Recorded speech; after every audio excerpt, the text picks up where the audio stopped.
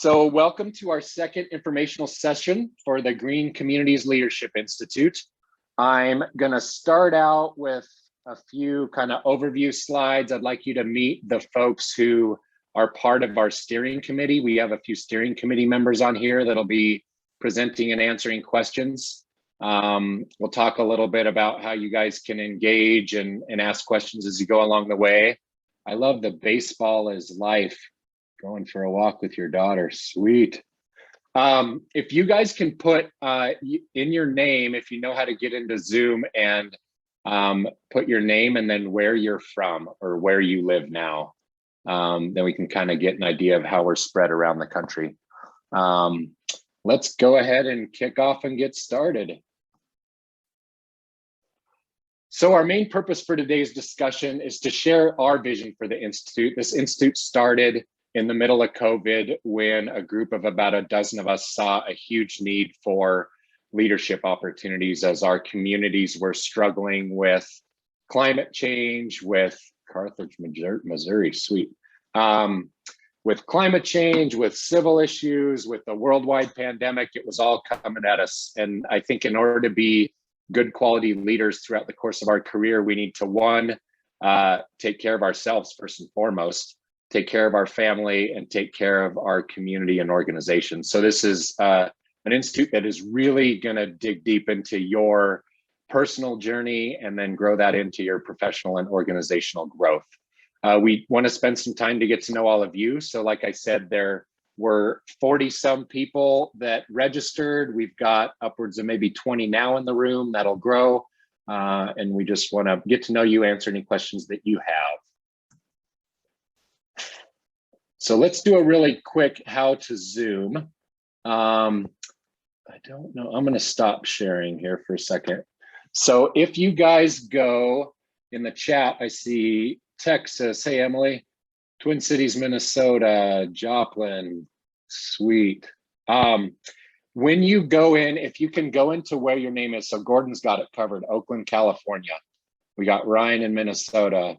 Hannibal, if you go up to the upper right-hand corner of where your picture is, and you can click on those three dots, go down and go to rename, and you can put where you're from in there. And then we can see, I've never seen Minneapolis MPLS. Nice, Philip and Ralph, both in there. Good deal, I like it. Oh, sweet, awesome. I like that because we've talked a little bit about people sending teams from their communities to the Institute. So that would be really cool if some of you applied as a team. Good deal. So I think we've got that all started. If you want to get into the chat, my name's Lance Davison. I'm a member of the steering committee. I'm going to kind of be our MC for the day. Matt Spitzen with Arbor Day Foundation, he can help us keep track of the chat and everything in the background as I'm paying attention to you guys and make sure that we're catching your questions in there. We're not going to get fancy into breakout rooms. We are recording this session so that we can put it on our website. So hopefully that doesn't curb your enthusiasm being on TV. I guess we've all been on TV by now. I'd encourage you to use the reactions and on the bottom key bar there. Raise your hand if you want. Send us some love, all that good kind of stuff. And I think that's about it. Does anybody have any questions before I go back to our slide deck? All right, let's get rolling. Oh, Philip and Ralph, I wish you were still on the lake there. That looked a lot more fun. All right, so we know where you're from a little bit. It's great to have people all around the country. We've also gotten quite a bit of interest from Canada and even some folks on social media from across the pond in England and places like that. So we really started this with a lot of folks that are from the United States hoping to get international interest. So I think it'll grow to that over time. We have several supporting organizations that I'll introduce as well. And we'll, again, get into the details of our inaugural cohort that currently we have recruitment open and giving an idea of what it looks like to be a part of our institute. Here is our steering committee, and I'm going to first recognize all the organizations that are involved. So we've got Minneapolis Parks and Recreation Board, Open Lands, a nonprofit in Chicago, the city of Carmel by the Sea, both Davey and Bartlett tree experts who are big leaders in the field of urban forestry, Oregon State University College of Forestry, the LA Conservation Corps, Arbor Day Foundation, the Keystone Concept out of Boise, Idaho, the US Forest Service, and Baton Rouge, Louisiana. So these are our steering committee members. We are missing, I think on this one, Eric North. Eric North is at University of Minnesota now. When we started with him, he was at University of Nebraska. So it's a great mix of academia, private industry, the public sector. And I'm gonna start by Matt introducing himself. This is Matt right here, and he looks very different today. Well, geez, I guess I can't even say post-COVID because it's still here, but post the middle of COVID. Matt, do you want to introduce yourself? I would love to. Yes, I'm so glad Lance took that screenshot when I was on vacation and still was on our steering committee call. But my name is Matt Spitzen. I lead the Arbor Day Foundation's Alliance for Community Trees program, which is a network of community-based urban forestry nonprofits around North America. Thank you very much, Matt. Let's jump all the way over to Dana in the upper left-hand corner, Dana Karcher. Hi, everybody. Nice to see some familiar names. I'm Dana Karcher, and I'm with the Davey Resource Group, and I live just up the road from my friends that are here from Austin in the middle of Texas. And I do urban and community forestry, amongst other things, for Davey Resource Group. And I'm also the current president of the ISA. Awesome. Congratulations, Dana, on your most recent appointment.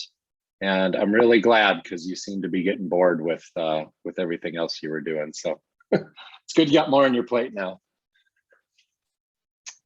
Let's go to our friend from, in the past, Denver, Colorado, now in Carmel by the Sea, Sarah. Hi, everybody. My name is Sarah Davis. I'm the city forester in Carmel by the Sea, a tiny little town out in California on the coast. Previously, I was the urban forestry program manager for 15 years for the city and county of Denver. Awesome. Thank you very much, Sarah. And Daniela in Chicago with Open Lands. Hi, everyone. Just a shout out to Paul Fitzgerald, who is on here from Chicago also.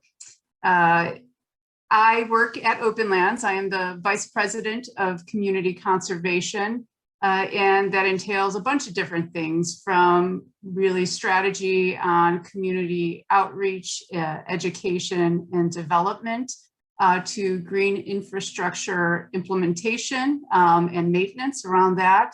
And by trade, I am a forester and an arborist, and it's really lovely to be with you all today. Thanks for joining us. Look at that, and I still muted myself. Thank you, Daniela.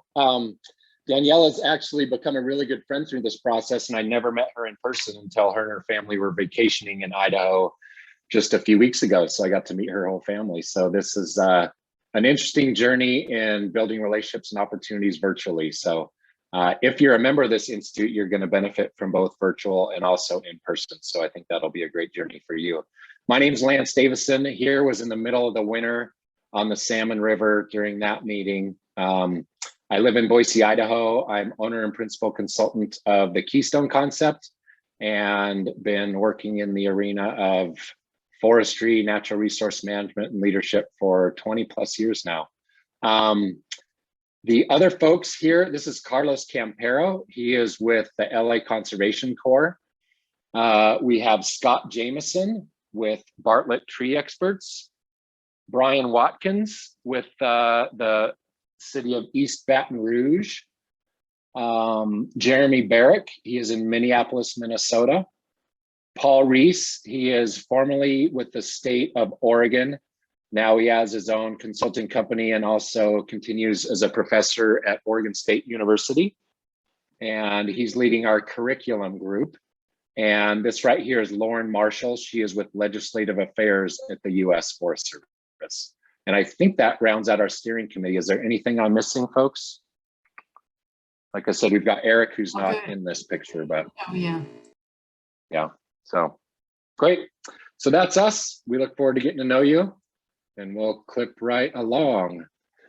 Our vision for this institute came out of a lot of the work that we have done as colleagues in the natural resource field over the last 10, 20 years together. And like I said, in the middle of COVID, we saw a need to focus on next level leadership opportunities. There are a lot of great leadership courses that we've been through over the years. One of those examples is the Municipal Forestry Institute, which has really transcended leadership through Society of Municipal Arborists. What we're looking at is an opportunity for those of us that are kind of mid-career, been through some leadership classes and courses before, to take both an internal look at our personal leadership qualities so we can strengthen those, and also look at how we together can increase our impact through leadership on our organizations and within our communities. And so that is the real focus. If you've been to leadership institutes before, if you have a solid foundation under you and you're looking to really advance to that next level, this is definitely for you. And I will transition over to Daniela now. Daniela is our both on the cohort team. So really quickly to step back, we have a cohort work group, we have a curriculum work group, and we have a logistics work group. I'm involved in the cohort work group as well as Matt and Daniela. Daniela plays dual roles. She's also very involved in the curriculum team. So she's going to talk to some of the curriculum today. And then Dana and Sarah are both involved in the logistics pieces. So I'm going to kick it over to Daniela to talk a little bit about the foundations of our curriculum. Or sorry, not Dana, Daniela.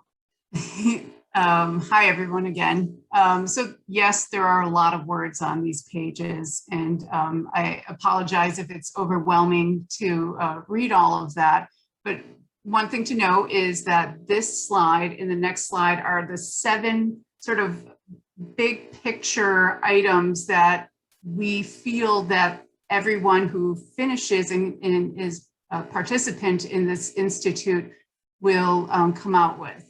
And I do want to say that I think leadership and the green industry, green community, climate change, everything is advancing so quickly right now that we don't necessarily have all the partnerships we need in place, both public and private, with institutions, that I think what we're trying to do here and why this institute is a little different than some other leadership groups is that we are trying to combine finding the leadership in yourself. Hopefully, you have a strong position on that already, in assessing, where you are, knowing where you want to be, and being able to take in different perspectives to be able to extend that out into your organization that you work with, but also into the community. Because let's be for real, things have changed up out there. We cannot do things in silos as a government group, as a nonprofit, without really being inclusive with what the community wants and needs are, and how we approach working with community, especially if we might not have any legitimacy in certain communities that we are supposed to be working in. And so the idea here is build that leadership within yourself, being able to apply these leadership skills. Could you flip to the next one, please?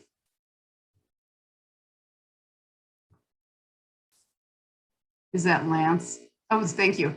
And then being able to integrate all this. So I think this top one here is a lot of what I see and what has become really transparent in the last 2 years. Looking at a lot of green organizations, people doing green work. It has been a white-led initiative for a very long time. And we need to build up the leadership internally to make sure that it is really diverse, that it is inclusive, and that we are lifting up voices in the community to help get us to that next point. So if we are going to tackle climate change and things like that, we really need to be thoughtful and work together throughout a bunch of different organizations, government, community. Within this other takeaway, we have these sort of competencies that we want everyone to progress in. And you could actually flip to that, thank you, this slide. So yes, lots of things to look at, and I will tell you there's 21 takeaways. Some of this is really looking at finessing leadership. So it might not be that you're learning how to implement green infrastructure or what maintenance looks like, but it's how to leverage some of the skills with being able to create the best possibilities and the best programs, projects, and new ideas to really give us a lift as to where we need to be in the terms of climate change. So a lot of these skills, as you've seen, it's really building yourself as a leader, understanding who you're talking to and how you're talking, and then how to resolve conflict and deal with difficult conversations. Thank you. We also are looking at building mentorship in this to advance leadership. So not only through here will you become a mentor if you are not already, but to also find other mentors and people to follow and learn from during your time. So it is not solely just a course and you guys are done after this. The idea is to really build mentorship in this, and then maybe at some point in the future, some of the participants will actually run this program, this institute. So we're really looking at just how you build that capacity within those three different realms: yourself, your organization, and your community. And like Lance said earlier, it's a really fabulous idea to think about, are there other people in your network or in your area that maybe you haven't worked with, if it's a government group, if it's a nonprofit group, who have similar collective ideas that coming together to something like this could be extremely impactful on what happens then in your community. I might add to that, Please, Daniela, a few things that Daniela mentioned through this of how this organically came about with the steering committee is increasing that diversity and that opportunity. And so you'll notice our steering committee is still dominated by a lot of fair-skinned people. It is diverse as we are able to make it at this point, but we want it to grow and evolve. We are very intentional about having men and women in leadership positions. We are very intentional about trying to increase the amount of diversity in experiences, cultural experiences, and color of our skin into the room. And so that needs to happen intentionally. And we're doing that as a steering committee. The other thing that Daniela mentioned is we don't foresee us being in the steering committee chair for the next 10 years. This is going to grow and evolve and change. We are all very busy people that have volunteered our time to do this because we believe it's needed in the industry and we're passionate about it. And we want to bring in new leadership to keep growing and evolving this over time. And so we have a very shared leadership model in how we're working together as well. There is no individual lead. There is no one person or three people that are in charge of everything. It's a very strong shared leadership model that I think is important for us to all grow as we're super busy in what we're doing. Opportunity has not been greater in the last 20 years that I have seen to grow green opportunities, sustainability, address climate issues. And so you need a really strong group and organization to work together to do that. So you'll learn that organically through that process. And we've learned a lot just through that process over the last few months of working together as well. So I just wanted to add that into that for you. Go for it, Danielle. And I think the next one is that I am passing this over to Dana. Yes, so Lance will change our slide. And I really consider those comments, Lance, about the intentionality of this group. The three of us, it was Lance, Paul Reese, and myself, really began to look at this. One of the things that we did in our agreement, our shared leadership, was to talk about that we will always have a minimum number of women, for example, on our group, to make sure that we actually have goals in writing, which I think is really, really important. So I'm on the logistics team with Sarah and a couple other people, and our work really has been a little bit different than everybody else's, but we did kind of get things set up to start with, and with the curriculum committee especially. So this is a 3-session institute, and the first one, of course, you can read all these yourself, but is really leadership foundations and futures. And you're going to do 4 weeks online, and those onlines will be a lot of different content, and then ultimately we end up with a live chat on Friday of each week. So the funny thing is that people right now go, oh, I'm so zoomed out. I'm so whatever. I've had enough webinars or whatever. But I don't know about you guys, but it's been extremely effective for us and for me.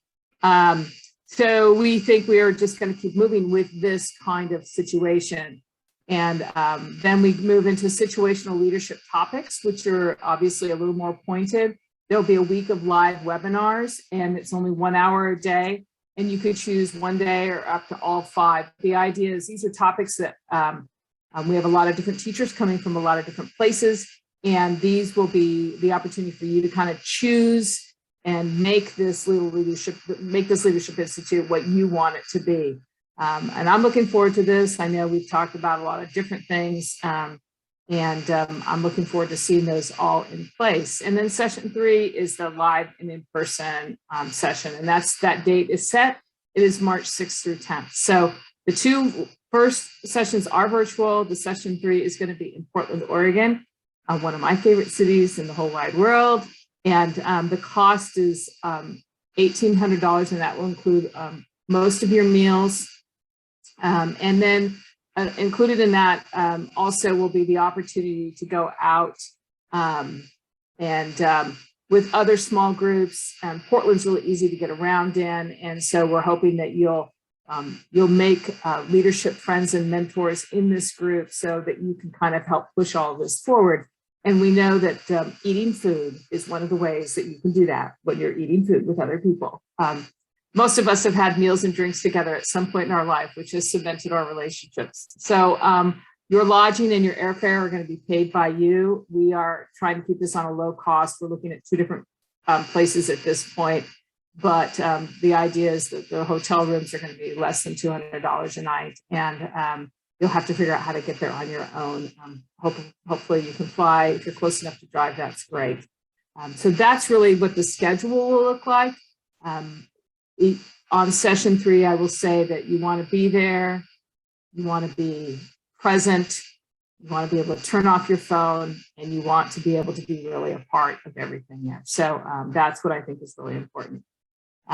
Lance, I think that is it for my slides. And I think you go next, right?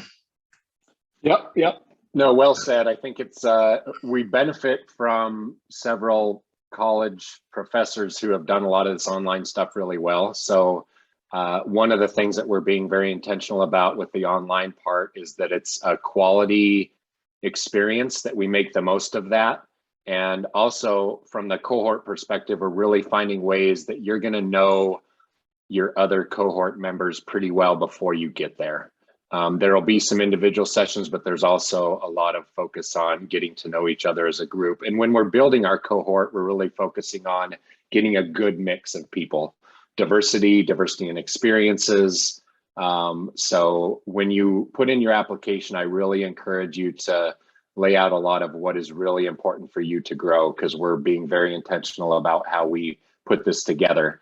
It's not something that you just apply for and that you just register for and you're in. It's going to be a competitive process, and we're getting a lot of interest. So we're excited to see your applications in the queue. This is our second info session. We held one back in June. We might have some other discussions with folks as we get closer to the end of the application period, but for now, these are the 2 info sessions that we have had set up. The application period opened on July 6th.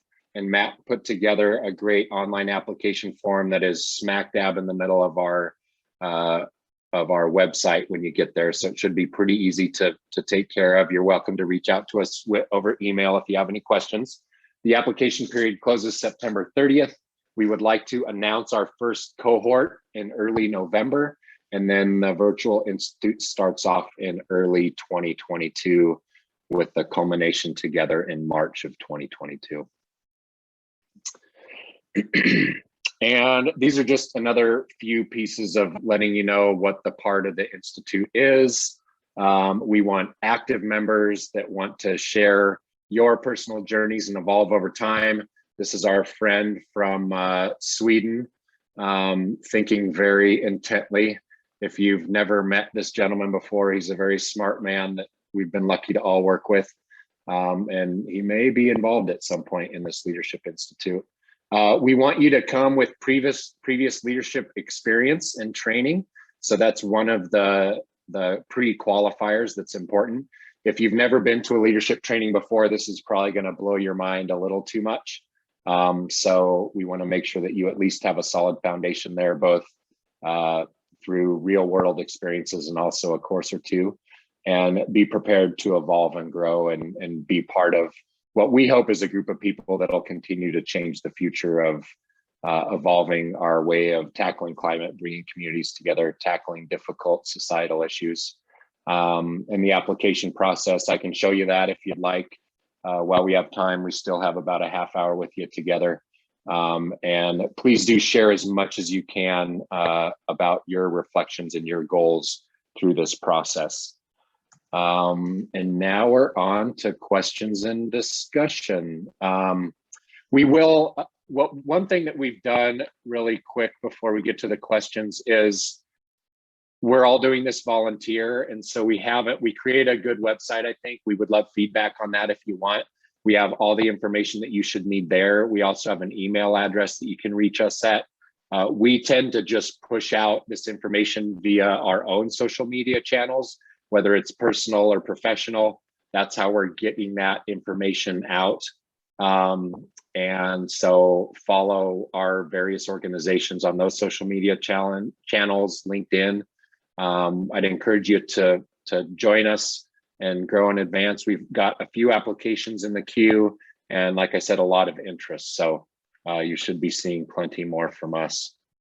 And the final Q&A. So let's hear from you all. You've been quiet in the chat so far. Oh, what did we put?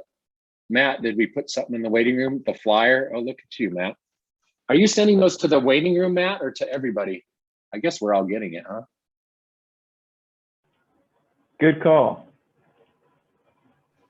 So Matt put the Green Communities Leadership website there, the link to the flyer, and I'll also send those to you guys via email following up from this. And Matt, we have everybody's email that registered for this, right?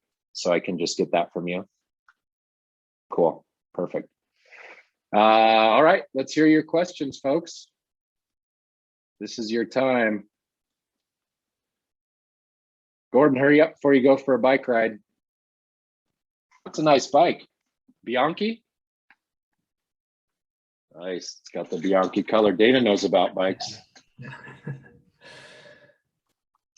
So Lance, maybe you should discuss a little bit more about how this is different than MFI. Sure. Why don't you start that, Sarah? And I'll add to it. Oh. So that's kind of been something that comes up, like how is this different than the Municipal Foresters Institute from the Society of Municipal Arborists? And this is the next step.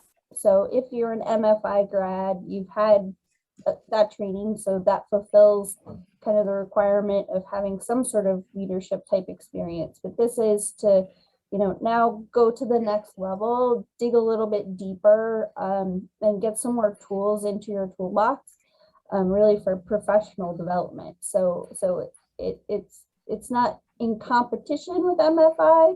This is just the next step.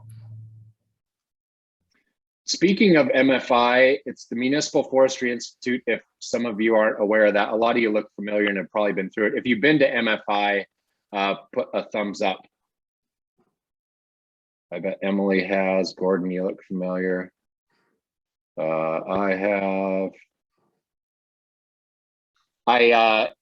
It's so impressive what that institute has done, what SMA has done through that. And what we are looking to do is advance the next opportunity beyond that. And so if you are an MFI grad, just knowing through my experience of going through that, you are well positioned for this next opportunity. Dana Karcher raised her hand. Yes, Dana Karcher from Belton, Texas. I just wanted to say that other leadership opportunities too are also being taken into consideration. So if you haven't been to MFI, but you've done other kinds of things, make sure that you put that on your application. It is not, the MFI is not a precursor for this. Leadership work is. And so I just want to make sure that that's really clear. And thanks, Maggie, for asking that questions. We think we're capped at 36 this year. We're keeping it on a small size because the idea is really to, focus on you and yourself and other people and how you can support each other.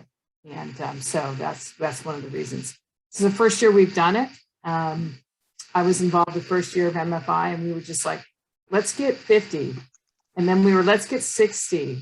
And then we were, let's get 70. And we had 82. And so it was big. So this is a little different than that, on purpose. And I'm glad, and we'll go to Daniela next. I'm glad that you brought that up, Dana. So one thing that we have recognized, a lot of those of us on the steering committee met through the urban forestry tent, but urban forestry and natural resource management, the tent has increased like crazy. And I think what we are really looking at, and what I enjoy, because I came not from urban forestry into urban forestry, but we want a much bigger tent. So this is not going to just be urban foresters. This is not going to be just urban forest nonprofit organizations. They will definitely be within that tent, but this is going to include people from traditional natural resource fields. It might include some municipal leadership. It might include public works directors. We really want to, some of my friends that are physicians and bridge into the healthcare sector and how we build our communities are interested in it as well. So this really is an opportunity for us to broaden that tent far and wide, well beyond municipal forestry and urban forestry. But the roots really started with our relationships in urban forestry with this group. Daniela, you put your hand down. Did I steal your thunder? No, you, I'm just add on to that. And I would say it's even broader than just forestry. If we're looking at, what is actually happening within our towns and cities, it's broader than just trees. Trees are definitely part of green infrastructure, nature-based solution. And that's really very relevant. But we're hoping to be able to pull in community leaders who are maybe community organizers looking around environmental justice.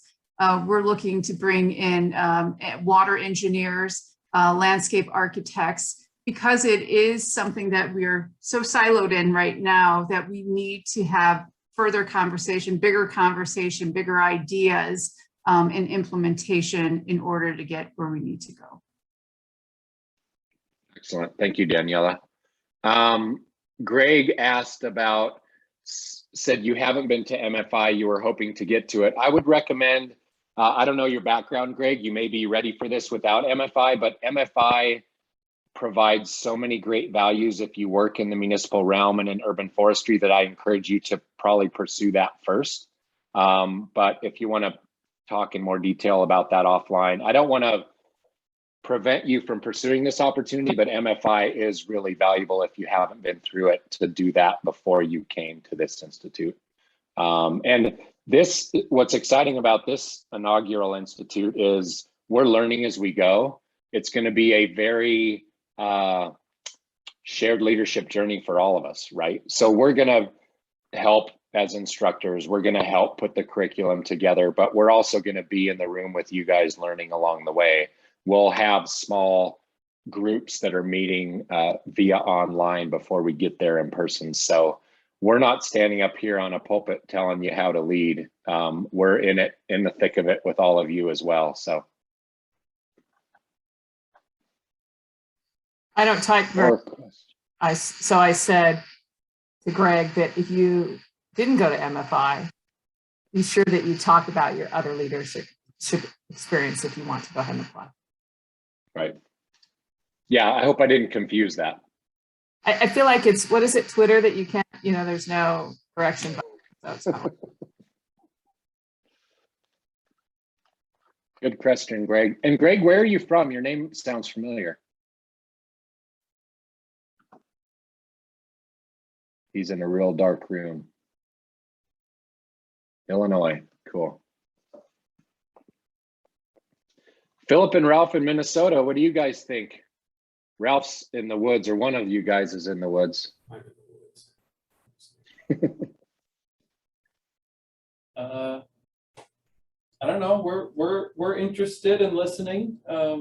Just here to see what it's all about as a new thing getting offered. Do you guys know and work with Jeremy Barrick at all? Yeah, he's the boss. He's the boss. Oh man. Well, you're ready. If you have to put up with that guy, you're ready to put up with all of us for a little while. So I'd encourage you to check it out. Jeremy's great. We love him. He's wonderful. He is.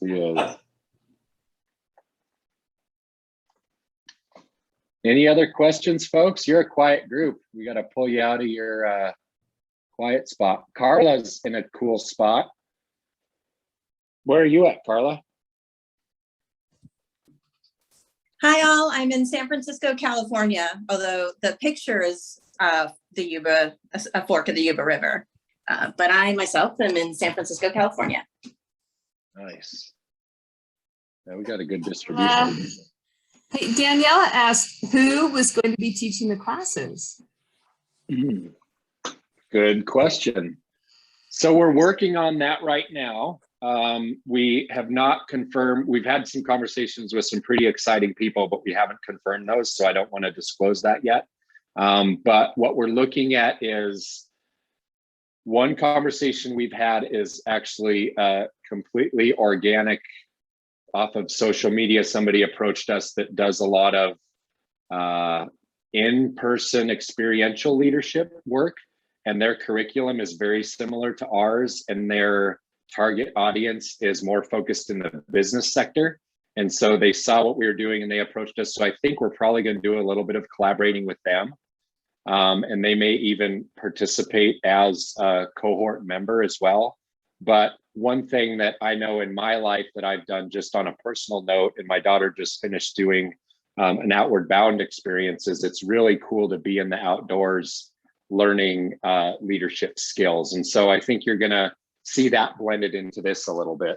I don't know how much, I don't know if we can climb trees in downtown Portland or what, but it's going to open up your mind to some of that. So that's kind of a little teaser there.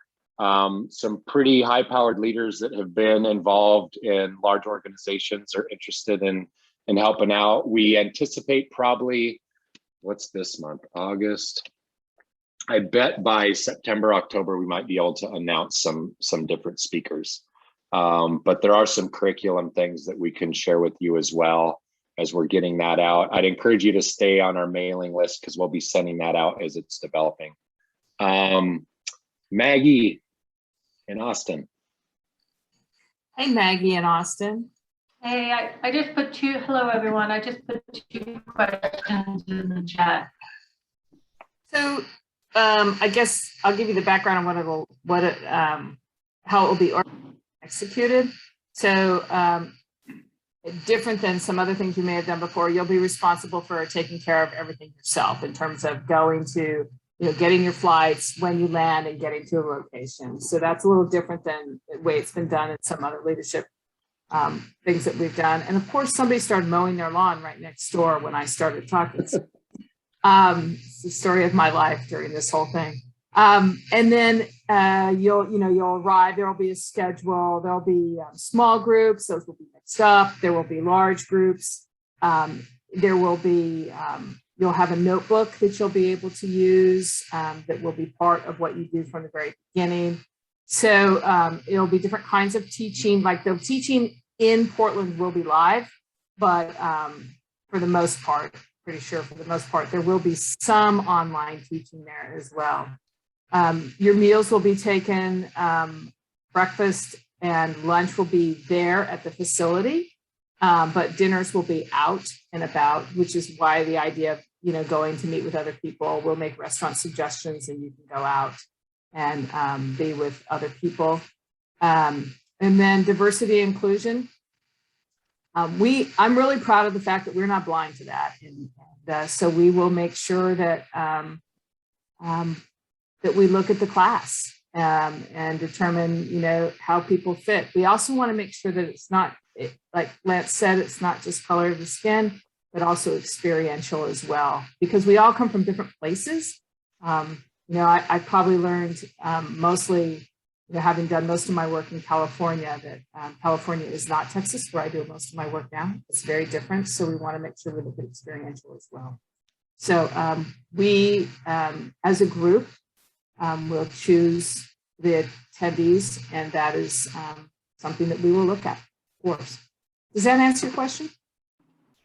Yeah, it does. And I'll just say for myself, as a middle-class white woman who's kind of mid-career and actually looking towards retirement, I would love to have a leadership experience where I'm taught by someone who does not look like me at all. Or the white male version of me, if that's possible. Maggie, I was when I was at my board meeting last week for the ISA, we're having some discussions around early career arborists, and somebody said, well, you have to make sure you get the young early career arborists. I started as an arborist at age 42, so I was never a young early career arborist. So we always want to make sure we're not making assumptions, right? And I kind of bored. Thank you. And that's part of the reason why we have applications. That's part of the reason why we have applications instead of registration. So we want to be really mindful of everyone in the room and how they can provide peer-to-peer mentoring and leadership, so that it's not, again, the white guy with a beard and a flannel shirt.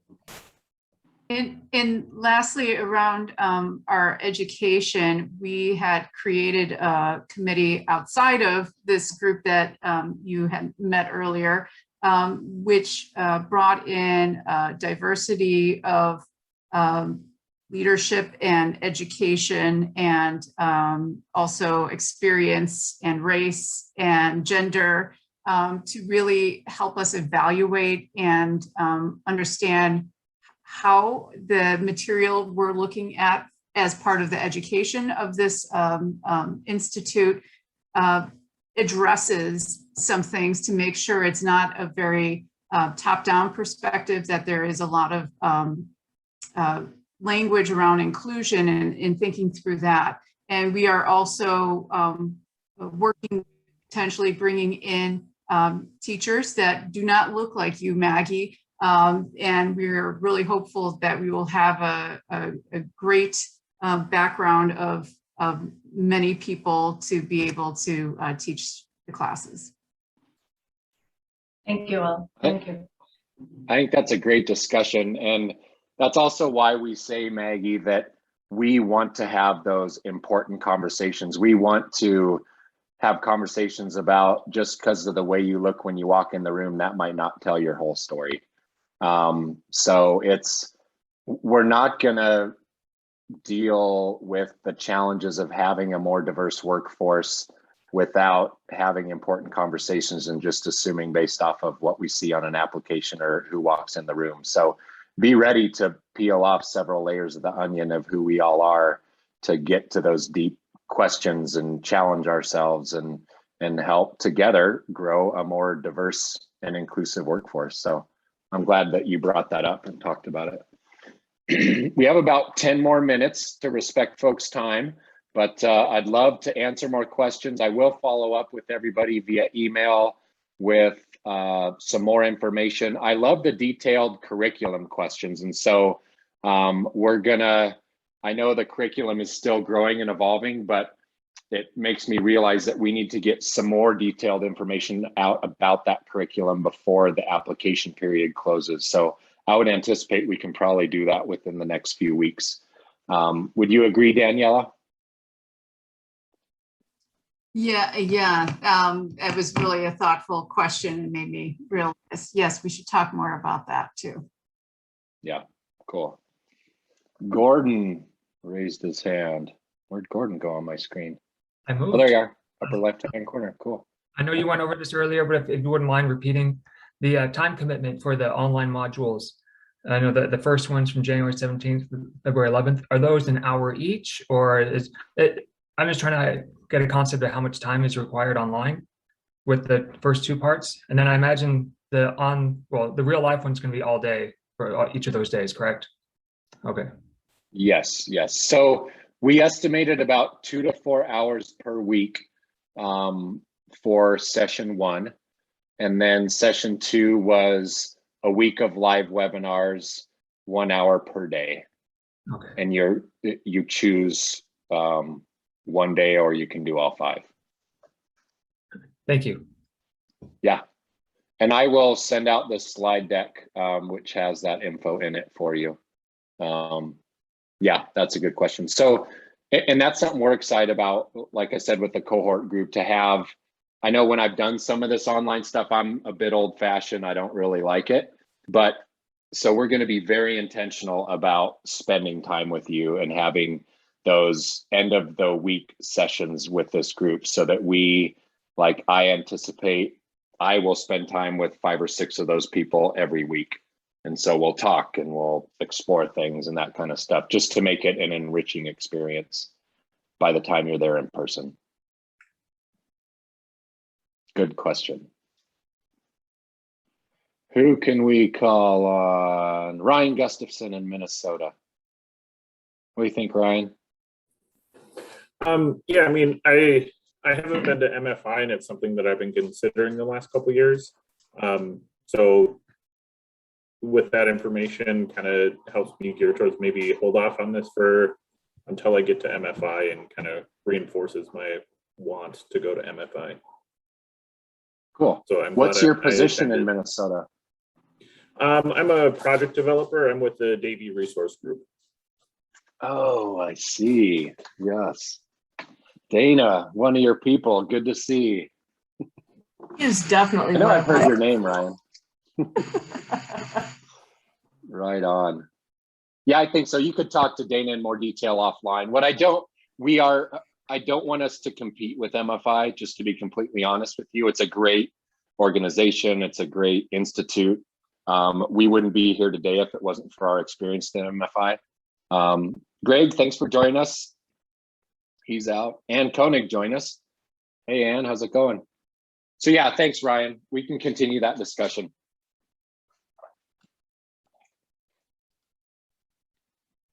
John Skinner's got to go. Jimmy, do you have any questions? Sorry, were you calling on me there, Sarah? Yes. Yeah. No, I'm just kind of taking it all in right now. It sounds really intriguing, and I don't know. I'm just kind of collecting my thoughts at the moment, so nothing crazy to add to the conversation. Jimmy, how do you say the town you're from? Pollock Pines. Pollock Pines. It's not Pollock Pines. Okay. No, I always thought that was a derogatory term growing up, but maybe it was just circles I ran in. I don't know. Cool. How about Hannibal? Hannibal Hayes in Minnesota. We got a lot of Minnesotans. We got a lot of trees in the cities up here. So You do. yeah, I'm the city forester for a city called Minnetonka. It's a third ring suburb just to the west of Philip and Ralph. Sort of the same thing as Jimmy, just taking it all in.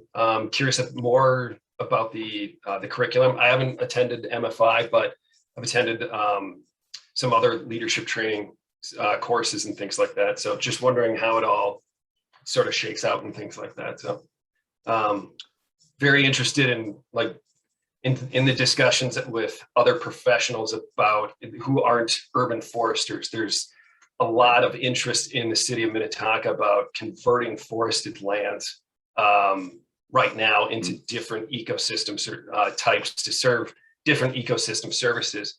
But there's zero discussion about the loss of the tree loss that will entail. So it'd just be interesting to discuss that, you know, other topics and stuff like that with other professionals. Cool. Well, we'll definitely get out a little more information about the curriculum, and based off that and looking at MFI, you can decide which is the best fit for you. Could be both. So yeah, one final thought. Cool. Yeah, we tried really hard to get a reasonable price to be able to hold it, but it is going to take a financial commitment beyond that. We don't have any current scholarships available. We've intentionally not pursued like Forest Service scholarships, but we might into the future. So any feedback from you guys would be helpful. Another thing that somebody mentioned on a past call was this would qualify for a lot of other funding opportunities out there that you might be able to pursue as an individual, whether it's through a nonprofit organization or an organization you're involved in. That also gets me to thinking that a lot of you folks work for a company or for a city. I'd encourage you also to think about what your leadership skills are as a maybe volunteer in your community. And so some people have great skills from being a neighborhood association volunteer and done leadership there. So be sure and put that into your application as well, because I know that's one thing that I've learned over time is that the leadership skills that you learn not only at work, but in your community are also extremely valuable. So that's something we'll talk about as we grow. Does that answer your question, Maggie? Yeah, I was also thinking about folks who 1,800 and then the price of airfare and hotel might be prohibitive for perhaps young people who even, you know, younger people who are still eligible, have some leadership experience, as well as people of color or from nonprofits who don't have deeper pockets. So, you know, I'm just asking, just curious to see Yeah. where you're at with that. And that actually brings to mind, like, I know one thing that has happened with some of the quality leadership stuff around the country. When I was in New Mexico running the urban forestry program, we provide a lot of scholarships to leadership courses. And so I think as this grows and evolves, hopefully people will recognize that and be able to, as cities or counties or states, provide scholarships to do that. Right now, this is the first one, so we've got to prove our concept to folks probably to be able to do that. But that's a really good point to help, again, more diversity and inclusion there. Yeah. Okay, I really do need to go now. So I'll see you later. We do too. So thank you everybody so much. This is great. Thank you, Matt, for hosting us. We will have the recording. Matt will send it to me. He'll send me all the emails and I'll email you all. Thanks a lot for your time, your questions. And we look forward to hopefully having you be a part of our cohort this coming year. In the meantime, you've got our emails. We're more than accessible. You can email or call if you have questions. So take care, everybody. Thank you.